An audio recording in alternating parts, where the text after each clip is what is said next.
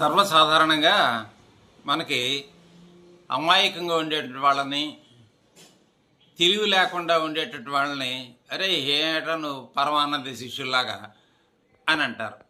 నిజానికి పరమానంద శిష్యులు చాలా తెలివిగల వాళ్ళు. వాళ్ళు ఏది చేసినా అమాయకంగా చేసినా అది ఏదో ఒక ఉపయోగకరమైనటువంటి పనులు జరిగేవి.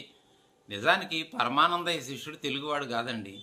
పరమానందయ్య అనేటువంటి ఆయన తమిళుడు. దాన్ని ఒరిజినల్ కథ ఏంటంటే పరమార్థ గురువిన్ కథై. అది పరమార్థ గురువిన్ కథై అనేటటువంటి కథల్ని మన తెలుగు వాళ్ళు ఏం చేశారంటే ఆ విధంగా మన తెలుగు కథలు వచ్చేటట్టు చేశారు. గమనించండి, పరమానందయ్య గారు అంటే మనకి స్వచ్ఛమైనటువంటి పూజారి లాగా కనిపిస్తాడు. కానీ ఆయన భార్య కట్టేటువంటి చీరకట్టు ఉందే, ఆ చీరకట్టు చూడండి, అచ్చమైనటువంటి తమిళ స్త్రీలాగా కడుతుంది.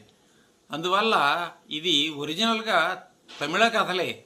తమిళ కథల్ని తెలుగు వాళ్ళు తీసుకుని తెలుగు వాళ్ళ స్వంతమైనట్టుగా మార్చుకుని మనం పరమానందయ్య శిష్యుల కథలు అనేటటువంటి పేరు మీద మనం చెప్పుకోవడం జరిగింది. నిజానికి పరమానందయ్య తమిళుడు.